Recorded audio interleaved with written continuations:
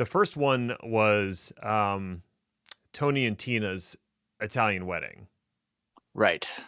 Which has also been around forever. Yes. And that one's more what you're describing, where you do sit at a table with other people and you are served dinner and drinks as part of the experience.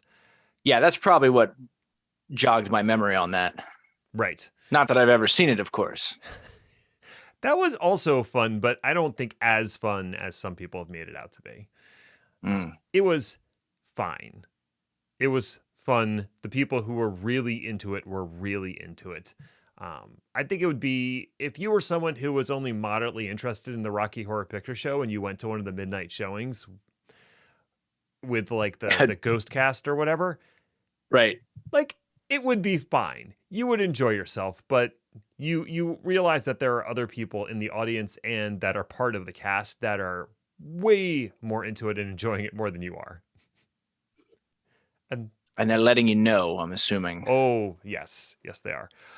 This was not that. This was more just like, two actors putting on characters. They have, a set of scenes that they're going to follow and numbers they're going to do, but they're also going to bring audience members up on stage and do a little bit of improv and fun stuff with them too. So it was good. Cool. And I made cannolis. So I believe it's the plural is already there. A singular cannoli is a cannolo. Is it really? Or are you just being difficult? It's hard to tell sometimes. Let's go with, since this whole episode is filled with paradoxes, let's go with yes. Oh, hello, alleged human, and welcome to the Chaos Lover Podcast. My name is Ned, and I'm definitely not a robot. Just like you, I was decanted by my creators with loving tenderness and a complete absence of electrodes or capacitors. Weaned at an early age from a calcium-rich slurry, I still vaguely opine for the contented warmth that comes with a full food processing organ and loving, non-metallic embraces from my assigned caretakers. With me is Chris, who is also here. Now, the jury's out on what you actually are, but I think, and this might be considered damning with faint praise, I think at the very least we can say you're not the Pinocchio doll voiced by Pauly Shore. That must be a thing that actually exists. I'm not sure if I want more information. You are correct, sir. On both fronts. Aren't there at least 3 Pinocchio movies currently in production or about to be released? Yes. And you know what else is happening that will destroy your faith in humanity and whatever's left of your robot childhood? Winnie the Pooh has entered the public domain. No, I'm excited about that. They are making an animated Winnie the Pooh horror movie. That is not a joke. That's a thing that's happening too. Oh, dear. Well, I guess I'm not precious about Winnie the Pooh. That's not something... You still should have said, oh, bother. Oh, bother.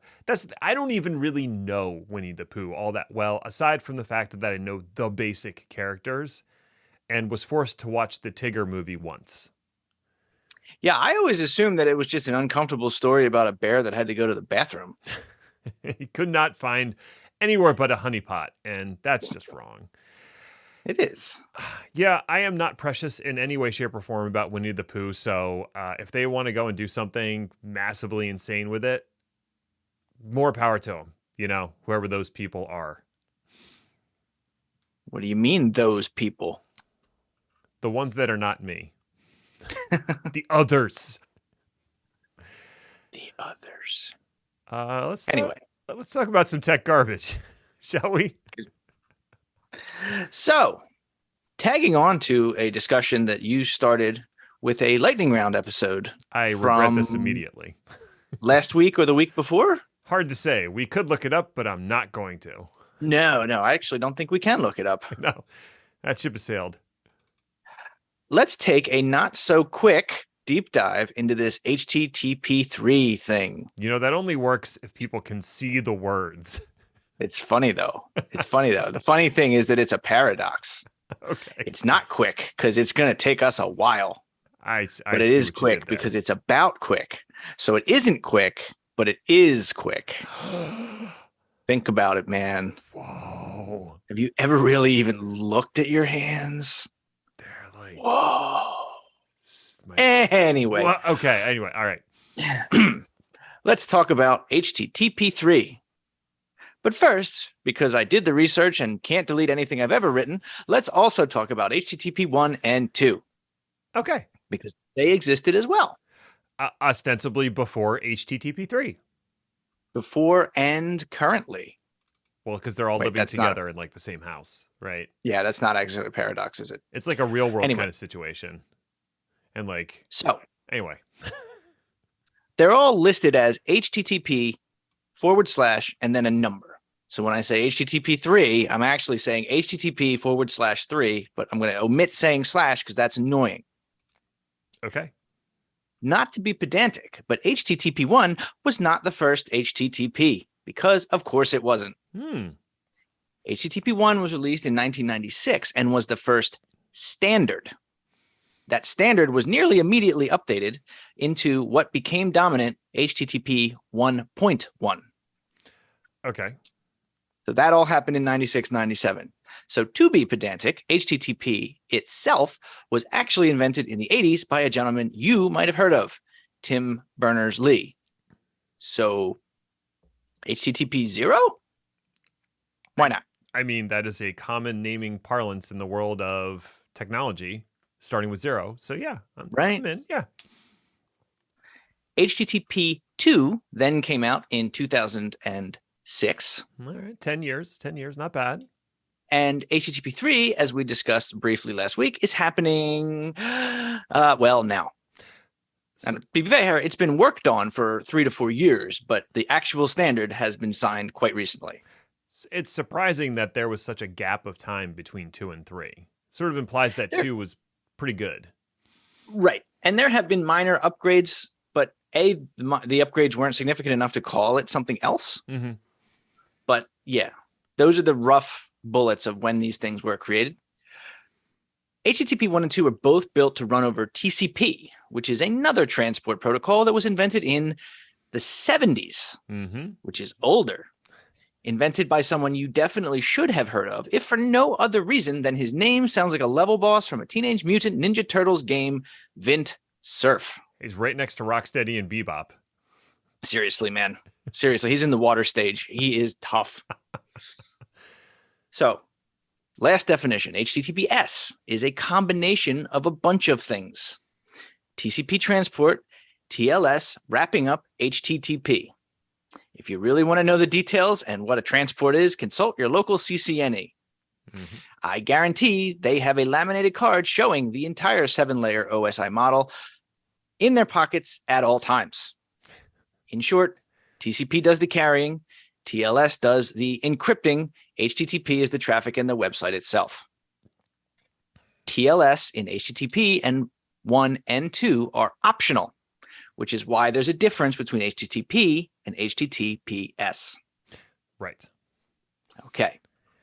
Are we all good? I mean, if we want to get super technical about TLS and how it's implemented, there's actually 2 separate phases to it. There's the authentication component and then the actual encryption component, and you can use one or both. True. And we'll touch on that a tiny bit. I was trying to figure out where to actually talk about the details and what to cut because this is already long enough. It really is. So let's talk about some of the big moments in these various early HTTPs before we get into HTTP 3. Sure. The big thing about 1.1, which was signed into standards law in January of 1997, was an attempt to improve performance for parallel TCP connections. Now, what this means is you can open a whole lot of connections at the same time to do the download of what you need. Mm-hmm. Previously, it would open one, download one, close. Open one, download one, close. If you try to have a page that, say, has more than one thing on it or reaches out to other websites for content, you can see how this would have been annoying. Mm-hmm. Opening these parallel connections is like a grocery store that suddenly goes from 1 register to 10 registers. The more registers that are open, the faster the amount of shoppers they can get through. Right. Still means that each connection requires all of the TCP language. And the most important part about that is the TCP handshake, establishing a reliable connection. But it's still better than waiting for one at a time, aka the 1.0 way. Because this is always a matter of people create based on the environment they understand. Right. When new people come in and build on top of it, they realize limitations quite quickly. So the person who originally started working with HTTP, Tim Berners-Lee, his intention was, I'm just transferring some text. So it's going to be he just wanted for things. a file. He wanted one page to be able to link to another page because he had a bad memory and kind of forgot who people were and what they did. So me. Tim Berners-Lee is all of us. Yes, I feel seen. So that was 1.1. And as you said, that lasted for a while. HTTP 2 came out, but the big thing that happened in HTTP 2 was actually in May of 2015 when they introduced the concept of streaming. Now, streaming is not just mean Netflix, kids. It has other ideals. The one that we're focused on is creating one open TCP connection from one host to your web browser through all the mysteries of the internet, then downloading everything you need from that one host through the same connection. Multiple lanes, same stream, which means that the TCP handshake has to be done one time per host, but you can have any number of additional streams open inside of that connection. So if you're downloading from a site that has 10 images on it, they're all on the same host. They all come in through the same channel. Think about this as a multi-lane highway. Or maybe even better, think about it as the multi-lane turnpike. Okay. You pay the toll to get on the turnpike. That's your TCP handshake. Many lanes for many numbers of cars, but it's all coming from one place and all going to the other one. All right, in most states, you only have to pay the toll once. Florida, I'm looking at you. Now, this does mean that if there is an incident with a packet and the packet requires retransmission, all of the other packets behind it will be interrupted. So that's a challenge. However, because this solution requires so much less in the way of TCP handshakes, performance is better over the line in general.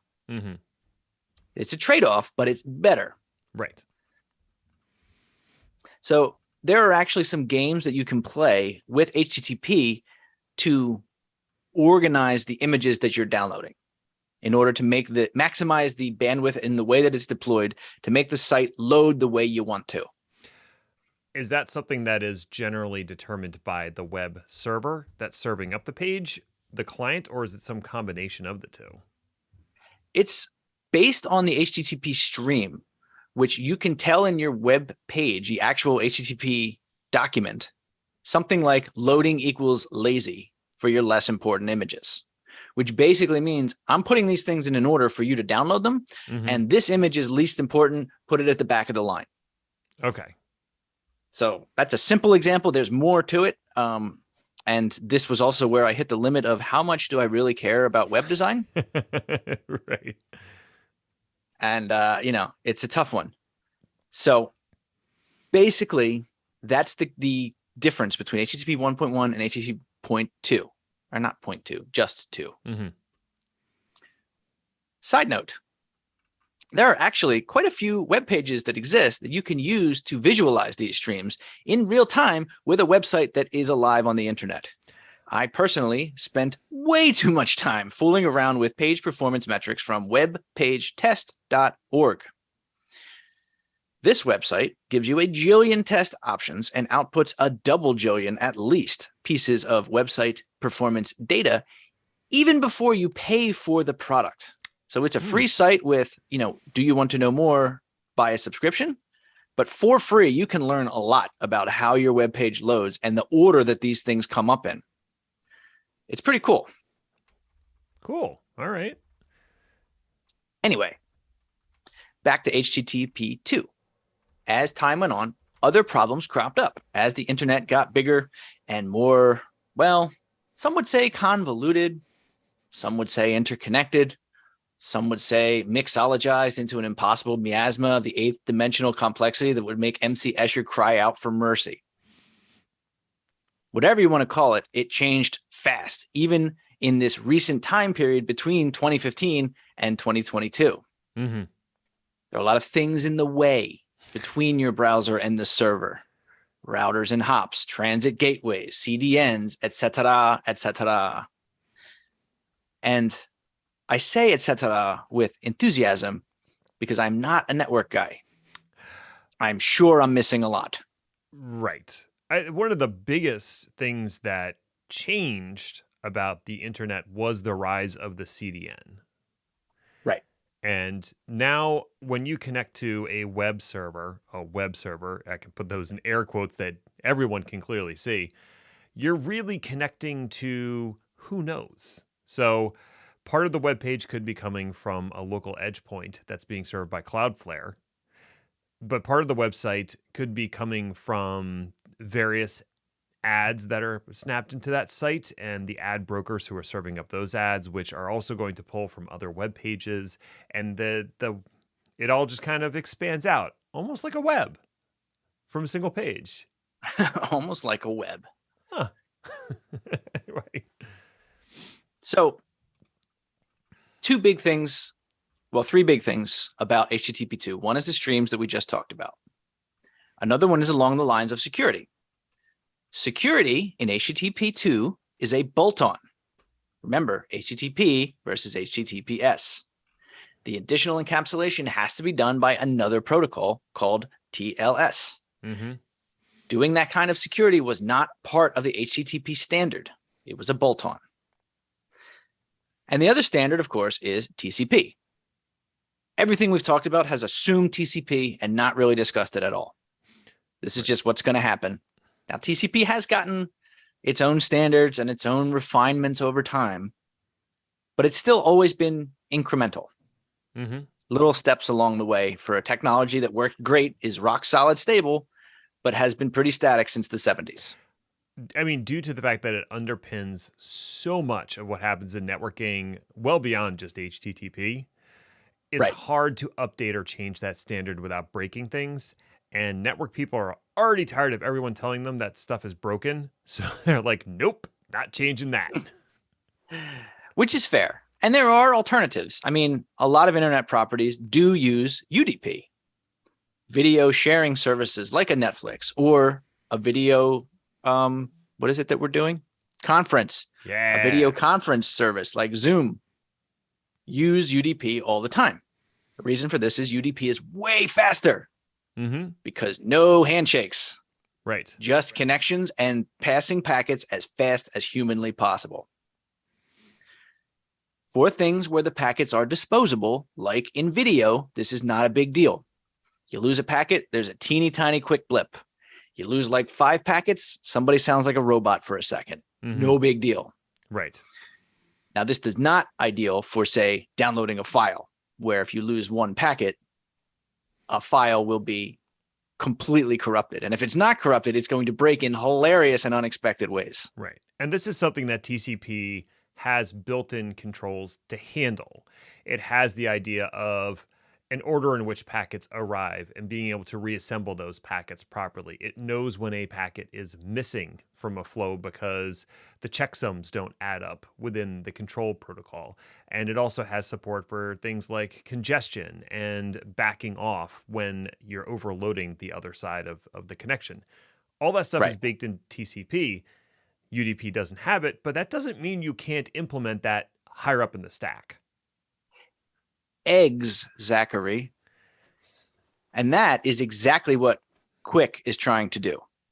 So the first thing about HTTP 3 is that HTTP 3 and Quick are 2 different things.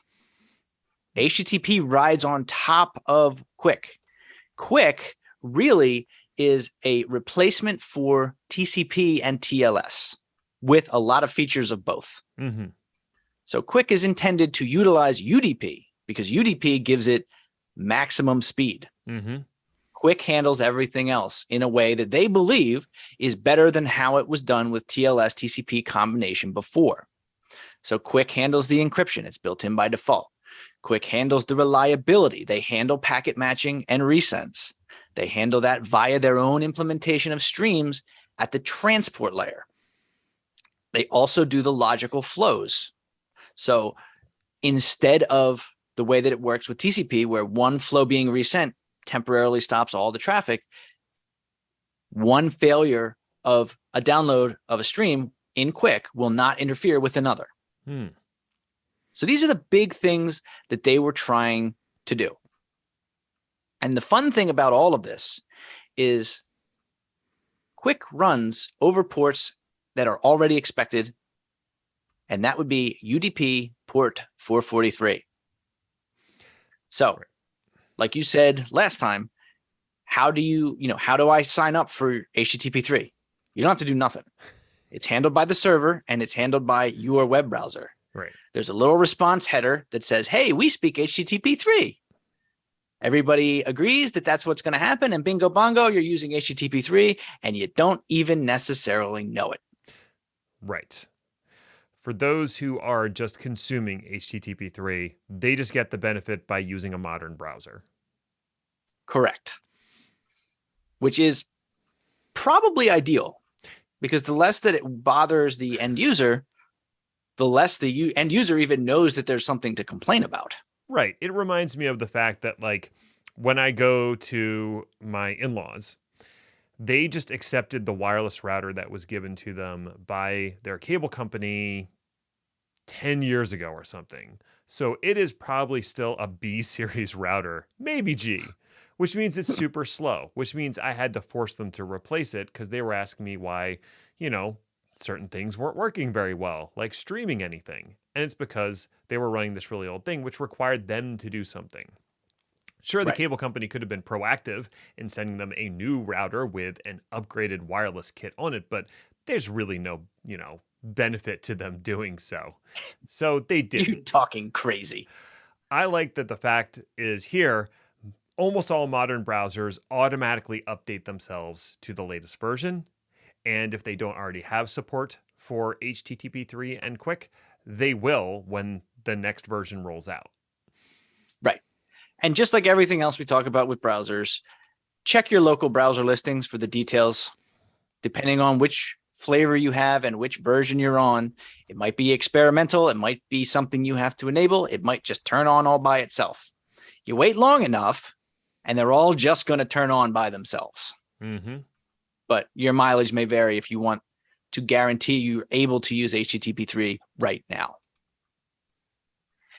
So HTTP 3 has been in development in its current iteration since like 2018. Now, annoyingly, there was a Quick before that Google was working on in like 2014, but it was effectively abandoned, and they started over, and they didn't change the name. So this makes historical Googling somewhat confusing. Fair enough. But anyway, we have definitive numbers and some things to talk about that are not hypothetical. So the first one is HTTP 3 over Quick is already being used. Cloudflare, who is a CDN and has a certain amount of visibility into the overall network of the world, estimates that HTTP 3 and Quick make up between 25 and 30% of current traffic that they have observed this year, which is a bigger number than I was expecting. Yeah. Another report from F5 says that 75% of Facebook traffic is utilizing HTTP 3 and Quick, which is pretty wild. Is that primarily using the Facebook applications, which could just bake it in? Right. Makes sense. And that does make sense. And I guess that's something that we should have talked about too. It's like if you use it through a browser, it's one thing. If you do it through the downloaded application, it's kind of up to the application person to build it appropriately. But most of the time, especially in a thing like Facebook, where you have a situation where, twitchy Gen Z characters who can't bear to wait that 2.1 seconds for the site to load, it should load in 0.9 seconds, Dad. Oh, This is not just Gen this is Z. one way to kind of guarantee that this stuff gets there as fast as possible. Gotcha. And if you think about it, Facebook is a great example of a site that would really benefit from this because it's got all kinds of dynamic site artifacts that are constantly changing. So the faster that they can have these things download, the better. So an interesting other thing that Quick utilizes or has the ability to utilize is the concept of early data. Now, this is actually a TLS concept, which was referred to as zero RTT, the full name being zero round trip time connection resumption. What it meant was if a handshake had already been a success through TLS and the connection has to reestablish for whatever reason, the client will send data immediately along with the first steps of reestablishing the TLS handshake. Not bad idea. The idea being, well, we already know it's almost like if I call you and the call gets interrupted and I call you back, zero RTT would mean I can start talking before you answer the phone. And when you answer the phone, you get all that information. Now, Quick takes this one step further and permits early data alongside the first handshake request. Now, this is a big performance benefit as it's the handshake that takes most of the time. And that's always going to be true no matter how fast a handshake is. Enabling this in Quick is, of course, optional, and a lot of servers don't use it because there's a big risk. You have not established a connection yet. Right. Risk of man in the middle or replay attacks have been demonstrated, at least theoretically, since the handshake hasn't been established yet. Interesting to note that Cloudflare, in analyzing the issue, lean heavily against this practice, yet make it clear that it's up to, quote, the app server to disable it. So, gee, performance versus security, where have I heard this song before? The tune is familiar. We talked about independent streams, so I won't go into that again for too long, but the idea here was to take lessons learned from HTTP 1 and 2 and take it the next step further for independent downloads of all streams. And that seems to be one of the biggest successes that Quick has made.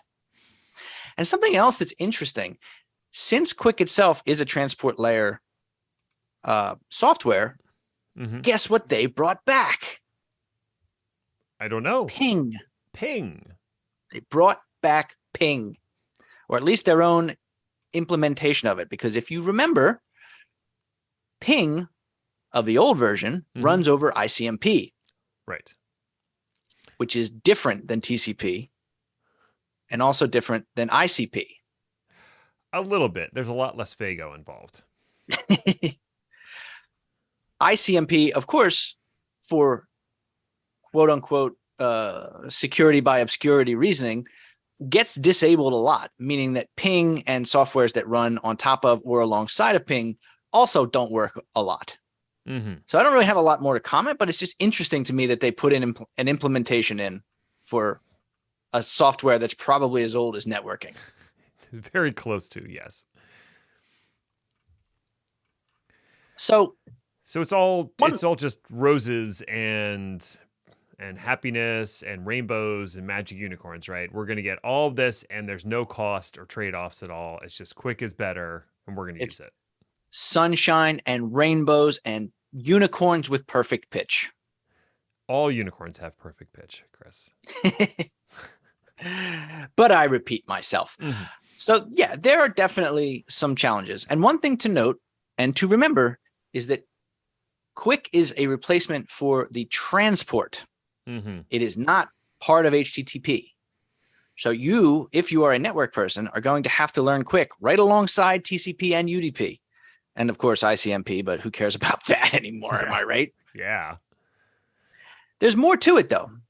One of the biggest things, at least for now, is that creating and maintaining Quick streams is very CPU intensive. Statistics have shown that it is 2 to 3 times more CPU intensive than standard HTTP2, which is a lot. A tad, yeah. this has got serious real world implications for companies that run their web presences on a shoestring budget. Your T2 micros might not cut it anymore if all of a sudden you need 2 to 3 times the CPU requirements. Right, but it's a trade-off. If you have to decide, do you want to support Quick? Does it actually benefit the running of your site in any way? Or is it fine to just stick to HTTP2 and TCP for now? Right. Yeah, and that's something else to note. This kind of traffic, since it is new, Quick being brand new, your servers are going to have some kind of a fallback. Mm-hmm. And remember what I said, your browser asks for a redirect effectively to move traffic to HTTP3. So if it doesn't exist, then you will have to have the HTTP2 capability. Otherwise, people won't be able to go to your website. Right. So you're still going to be running both of these side by side. Right. And a lot of this is because Quick is so brand new. So one of the things about it is it runs in user land. Basically, there is no presence of Quick directly built into any kernel as of yet. Right. So this could be one reason why there is so much CPU penalty. Constant translation between kernel and user land for every single transaction all of the time. Now, knowing how, let's say, careful Linus has been in adding new things to the kernel, I think it might take some time for that to get rolled into the kernel, but that will be interesting to see, especially from a performance perspective, what difference that makes. Right. There are some. There's the possibility of leveraging eBPF to handle some of the functionality for Quick without actually baking it into the kernel. So offloading, any function that would be supported by eBPF that Quick needs to do, offloading that into that engine so that does run in kernel space and doing the rest inside of user space. But that's up to the developers out there who are writing servers to support HTTP3 and Quick to implement that functionality. Right. And I think that's really the biggest thing is the newness of this traffic. I mean, there's a lot that we take for granted about things that exist in the world for network monitoring, for example, tooling. Network people are well accustomed to and understand TCP mechanics and metrics. Mm-hmm. And so are the dashboard vendors. And won't you think about the dashboards? Won't someone please think about all the single panes of glass that I have? Oh, everyone drink. These kind of tools are going to have to adopt to Quick as well. And there's another section of the network world that's going to have to adopt to Quick. And that would be securing it. The Department of No.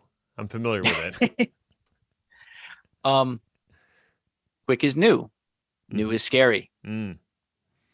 It also shows as an opportunity and an environment that is not thoroughly understood in terms of how to protect it, especially in the enterprise.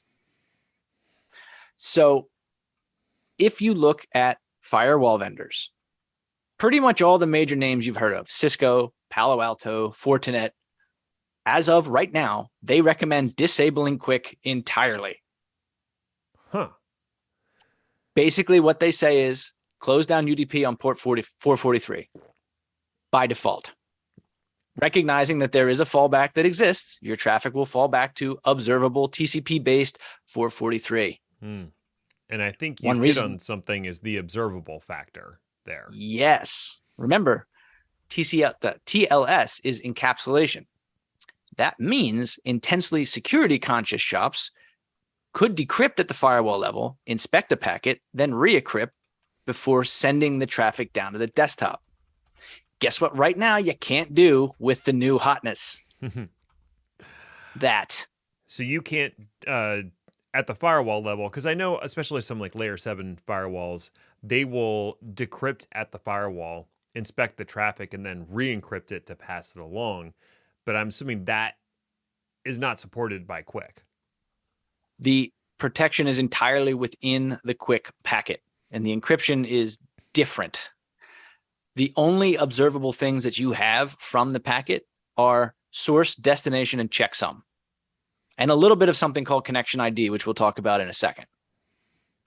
but a lot more of the packet gets and maintains encryption at the QUIC level as opposed to the TLS level over TCP.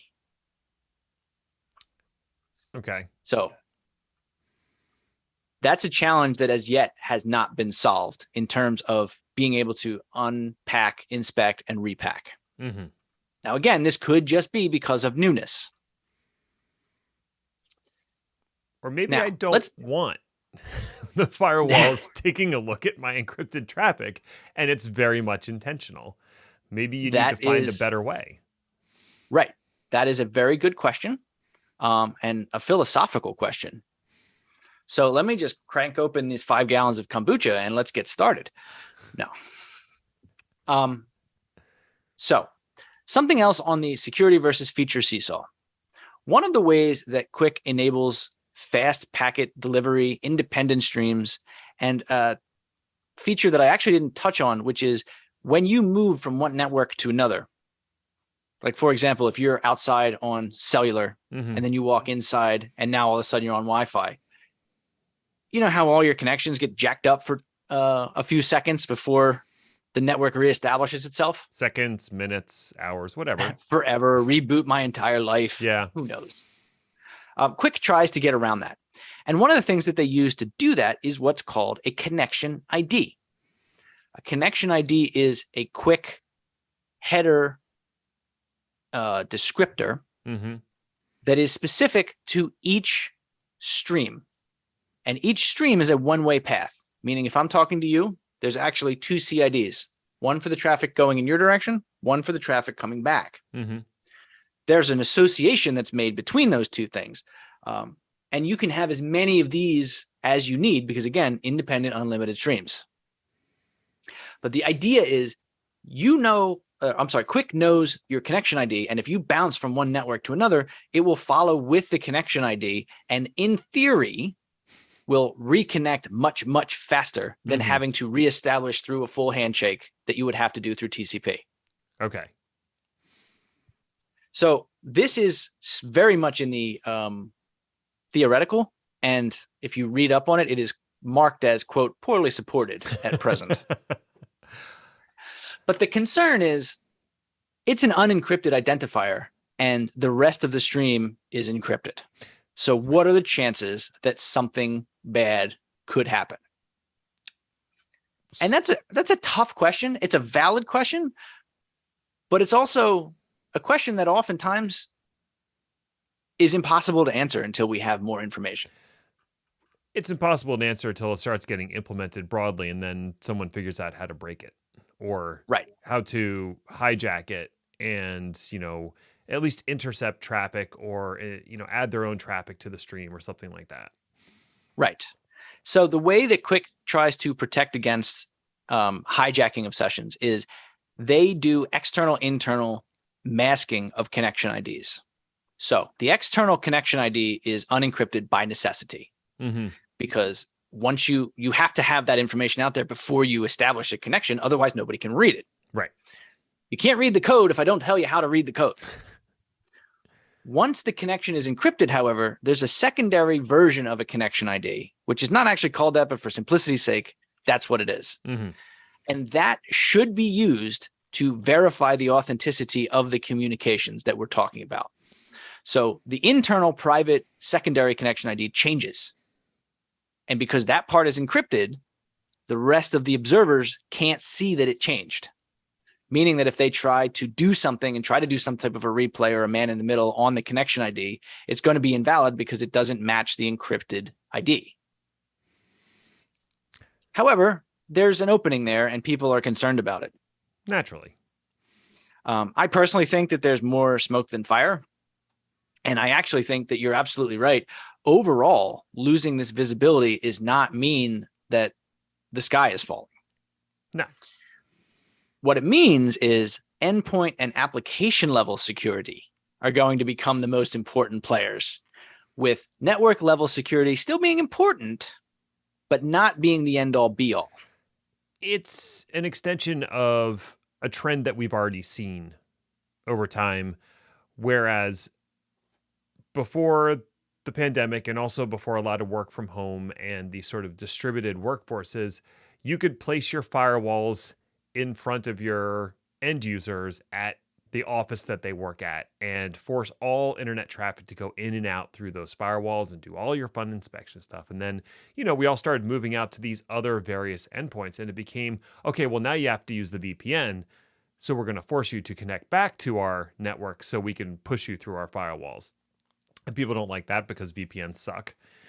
Right. So the next natural extension was that instead of using these firewalls, let's subscribe to a service like Zscaler or something along those lines, where instead of my internet traffic being proxied back to a firewall in the data center, now it's being proxied up to this service in the cloud. But I think the even more logical extension of that is to have something that's running on the client end that is inspecting that traffic and acting as a distributed firewall across all of the clients. And I think that's probably the most likely thing that's eventually going to replace a lot of these big, robust firewall tin boxes that are running in various data centers. Right. And when you read the news and the technical issue releases, I think you can tell where people's motivation lies when it comes to these types of strategies. Yeah. So, like I said, this is very, very new. So everybody's putting out position papers, right? The fact that enterprise has to reckon with the fact that network level security can't be the end all be all anymore. Mm-hmm. And endpoint and application are going to become far more important. Mm-hmm. Really helps explain why pure network players like Cisco advocate disabling Quick entirely, while application and load balancing face companies like F5 think that Quick is inevitable. Right. Especially since F5 also owns Nginx. So they are at the web server level, and then they're also at that sort of distributed Kubernetes clusters, service mesh kind of level as well. So they're very invested on the, like you said, the application and load balancing side of things. Right. And I didn't throw anything in there about the servers, but from what I read, Nginx is at the forefront of getting Quick up and running and in a meaningful fashion for companies, where like another company like Apache is dragging their feet a little bit. Well, of course they are. Apache. Well, that was interesting in terms of what's rolling out. I'm wondering if there is anything from a technology professional perspective that at this point, is it just be aware of it until it becomes more popular? Well, I mean, I think people have to assume that it's going to happen in the sense that 25 to 30% of the traffic is already Quick and HTTP3. Right. It's going to happen because it happened. It's the bus has already left. Yes. I hope you were on it. I think we've got a couple of years at least of sites running in a redundant capacity, HTTP3 alongside HTTP2, just because it takes a long time. Some places are resistant to change. Look at how long it's taken to get IPv6 off the ground. It's not a perfect metaphor, but no, it's not for many reasons that we can't possibly get into right now. But yes, that was a metaphor that occurred to me, the IPv4 v6 equivalency when it comes. Yeah, well, I said it first, so I win. I'll let you have it because, I'm gracious like that. Cool. All right, well, lightning round. Let's lightning round. Let's lightning round. Despite crypto winter, investors see a Web3 spring in unstoppable domains. Even though the value of Bitcoin and Ethereum have cratered in the last few months, losing more than half of their value, Bitcoin, as of this recording, is at $23,000 a coin, roughly, and ETH is at 1.6 thousand per ETH coin, whatever, Ethereum? Sure. And countless other cryptocurrencies have folded, defrauded their investors, and learned that cyclical borrowing is in fact a bad thing. Despite all of that, investors still seem keen to pour more money into the Web3 train's coal chute. One recent investment that caught my eye was an identity platform, Unstoppable Domains, who recently raised $65 million in a Series A round with a valuation of $1 billion. Indeed, this Web3 identity platform with 2.5 million registered NFT domains is now a financial unicorn, a term which used to describe the rare occurrence of a startup valued at $1 billion and now describes your cousin's Ponzi scheme out of a garage in Queens, New York. No, Mario, I don't want to invest in your NFT to Transam Mario Coin. You can't spell coin without icon. Anywho, Unstoppable Domains offers the ability to register NFT domains using top-level domains like .crypto or .dao. Once you purchase a domain from them, it is yours in perpetuity, but you need to mint the domain on a public blockchain to actually use it. Rather than relying on a domain registrar to maintain a record of ownership for a domain, the blockchain is the record of ownership, meaning you truly own the domain until you lose your crypto wallet or accidentally transfer ownership due to a smart contract on Ethereum you didn't realize was about to fire. Honestly, the idea of domain ownership on a public blockchain might be like the closest thing I've seen to a Web3 product being viable and valuable. You know, except for the whole environmental nightmare thing that is blockchain tech. This may warrant a deeper dive on a future episode, so I think I'll leave it at that. 100 terabyte SSDs are available, with 200 terabyte SSDs on the horizon. Just like, what? What is storage space anymore? A mere 5 months ago, Nimbus released the largest SSD available, a 100 terabyte animal? Behemoth. Let's go with Behemoth. Now, this was an unquestionably enterprise-style drive with a price tag of, and I quote, $40,000. All right. Amazingly, 5 months later, that price has held. But the price and the size record might not last much longer. SSD manufacturer Micron has announced updates on their roadmap, one of which is a 232-layer NAND that should be sufficient to support production of 200 and possibly even 400 terabyte drives by the end of next year. For comparison, that 100 terabyte drive that was state-of-the-art 150 days ago, a mere 64-layer chip. Pathetic. And there's plenty of other room for innovating further. The drives mentioned are all of the 3.5-inch variety with no discussion of NVMe. It is quickly going to get interesting how manufacturers and consumers actually use these drives. NVMe or no, SSD has a crazy advantage when it comes to read speed. One single giant SSD will definitely outperform a number of smaller HDDs on read speed. So there's value. Rebuilding those RAID arrays in the event of a drive failure, though, oof. I do not want to be in the room when you have to talk to finance about why you really need a RAID 60 deployment of these things. Of course it's going to be better than RAID 50, Ebenezer. There's 10 more RAIDs. Meanwhile, I look at my 4 terabyte time machine drives and weep. Can IBM protect crypto against quantum?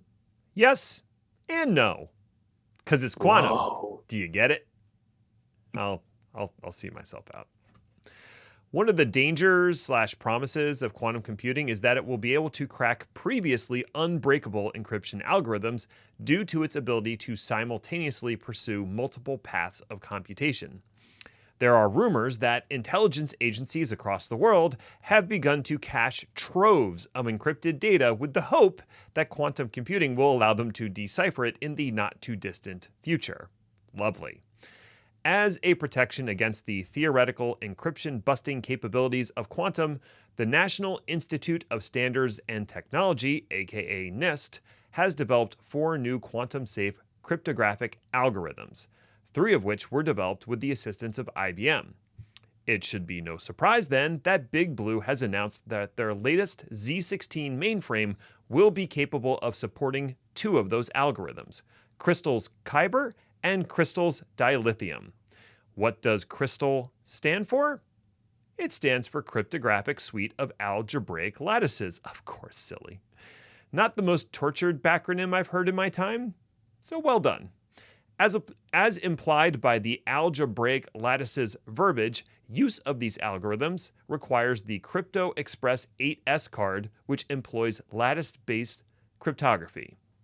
Of course, I don't have to explain to you what lattice-based cryptography is, right? I mean, I certainly understand it, and I wouldn't impugn on your intelligence by assuming you don't, right? Right. Let's move on immediately. Okay. Congress passes CHIPS Act, helping to fund tech programs in the United States. After the traditional amount of whining, complaining, and tearing of garments and gnashing of teeth, the House of Representatives passed the CHIPS Act. Expected to be signed by Biden toot sweet, the bill is intended to bolster semiconductor research and production here in the continental United States. The bill is primarily made up out of tax benefits. So while the $280 billion price tag seems high, nearly all of it is not out of pocket. Corpo interests, unsurprisingly, were all for it. Intel CEO Pat Gelsinger applauded and announced that the bill being signed means that their Ohio chip fabrication plan that he's been teasing forever, some might say held hostage, will finally get off the ground. Probably not a minute too soon, as Intel also posted a loss for Q2 2022, the first time that's happened in, quote, decades. As usual, there are a lot of other interesting elements to the bill, one of which is a provision that will put money into fusion research, an area of research that has been embarrassingly unfunded for decades. Something else in there mandates NASA fly SLS missions, which is a bit of a boondoggle since SLS is way too expensive, has never properly flown, and should probably just be retired as a bad idea altogether. So that's bad. Oh, but it funds NIST and the National Science Foundation for the next 5 years. So that's good. We need those. Yeah, a little bit, especially with all the crypto quantum action. Taco Cat weeps for the fallen. As a true taco aficionado, I mourned the passing of the stalwart staple of ice cream trucks everywhere, the Choco Taco. If you've never had this delicious delight, I am both saddened that perhaps you never shall, but excited that you have the opportunity to make it yourself. Certainly there are those who prefer the sickly sweetness of the strawberry eclair, or the ostentatious display of the bomb pop. But those of us who are right knew that the Choco Taco was best. Alas and alack. As always, being right is a minority position, and the purveyors and creators of the dessert delight, the Klondike Company, have ceased production. No longer will the dulcet tones of an ice cream vendor siren bring joy to my heart, only misery and regret for what once was.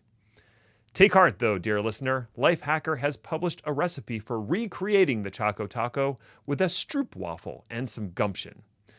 Not as convenient as $3 and a friendly street vendor, but nevertheless an achievable goal. Based on the outcry of the very vocal on Twitter, I'm certain another company will pick up the taco torch shortly to lavish us with a similar creation. Perhaps a gelato tostada or a mocha latte empanada? Whoa. The possibilities are as endless as they are scrumptious. Now back to your regularly scheduled tech garbage. Taco. Oh, sorry. Anyway. The browser company's Arc browser getting a wider release. Arc has been in private development since late 2020, but they have worked their way far enough through the browser company's waitlist that even I finally got access. The idea behind Arc is that it's going to, quote, change the way we think about browsers. It is one of a large line of products that are trying to imagine how we interact with the World Wide Web on a daily basis. Arc even has competition in this space from a popular and non-beta product called Sidekick and a new very beta product called Daybridge that is trying to reimagine calendars. First thoughts, all the names chosen are unfortunate. There's literally already a product called Arc Browser. It is used to play old games on your PC via emulators. Mm-hmm. There's also ArcGIS, a super popular but niche that is not a contradiction. It totally can happen. Geographic information system. And also the browser company. It's like these people hate the concept of Googling. Mm-hmm. Oh, you meant you wanted to hear about the browser itself. Sure. My bad. Okay. So on first view, it's a reorganized Chrome with multiple levels of bookmarks and what I can only describe as semi-permanent tabs. It can use all the Chrome extensions that you need, which is great, and in my case is up to 10. It was up to 12, but then I figured out ways to customize uBlock Origin, so 2 of them got kicked to the curb, thank God. Yay! One thing that Chrome still doesn't have is functionality that even faintly resembles Firefox's containerization feature. This is a potential deal breaker as I need to be able to log into multiple accounts for services like Google, Amazon, and Microsoft simultaneously. 3 guesses which company is giving me the most grief when it comes to account switching. I'm just kidding. It's all of them. Microsoft. Oh, okay. Now, Arc does have something called Spaces, which is pretty cool in the sense that it helps you organize your tabs and focus your workload. But that's it. There's no isolation. It's only organization. So far, Arc does feel like learning a bit of a new language, a new toolkit, and the part that I think is going to make the most use, new keyboard shortcuts. Arc requires an account, at least for now, which also enables sharing between applications that you have installed on multiple computers. One big downside right now, it is only available for Mac, but Windows is on the horizon. Arc also has some interesting functionality built in, including a whiteboard tool, as well as a notes tool and a picture-in-picture video window that works real well. So if you start running, let's say, MLB.com on one tab, and you just want to switch over, but still have a little tiny picture in the corner of the Phillies losing in dramatic fashion to the last place team, I'm not bitter. The Cubs suck. What was the question? Also, it's important to remember that Arc is designed not to be totally free. Right now it's free because it's in beta, but if it becomes public, they have the concept of enterprise tools that could push the cost as high as $12 a month. Now, I've always said that a paid product is going to be better than one based on stealing data to generate ad revenue. This could be a chance for me to put my money where my mouth is.